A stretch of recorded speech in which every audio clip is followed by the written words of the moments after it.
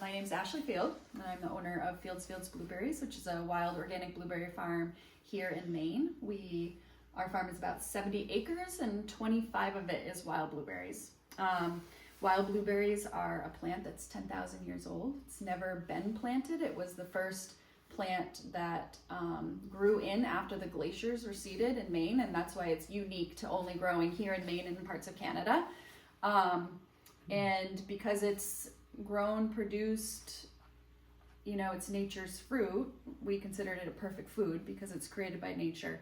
So it contains a lot of biodiversity. When you get a handful of blueberries, you could have 100 different varieties in there. So it's super good for your health, really high in antioxidants, in particular flavonoids, which is what gives that blueberry the dark purple color. So like if you're looking at a blueberry that you're going to get in the grocery store, that's like one different variety that's been genetically modified to produce a lot and be certain resistant to certain pesticides. But the skin is really thin and the flesh is really light. So if you compare that, if you cut one open compared to a wild blueberry, you're going to see that the skin is very thick, which is where all the nutrients are, and the flesh varies in colors depending on the variety.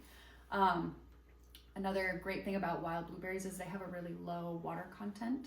So you can put them in smoothies and cook with them with sort of no consequence to what you're cooking or baking with. For instance, if you're putting a big blueberry, cultivated blueberry into a pancake, it tends to make the batter around it mushy because it has so much water that's like leaking out on it. If you throw wild blueberries in there, first of all, it's going to turn your pancake this beautiful purple color, and it doesn't compromise the batter at all. So it's like really great to cook with it, throw it onto oatmeal, yogurt. I mean, really, whatever you want. Cocktails are delicious with wild blueberries.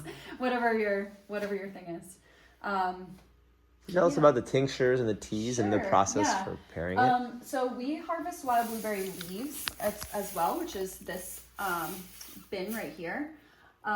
The wild blueberry leaf has 30 times more antioxidants than the berry, and this is relatively new research. So since this finding, there has been a lot more research initiatives so that we can gather more information about what wild blueberry leaves can do for you.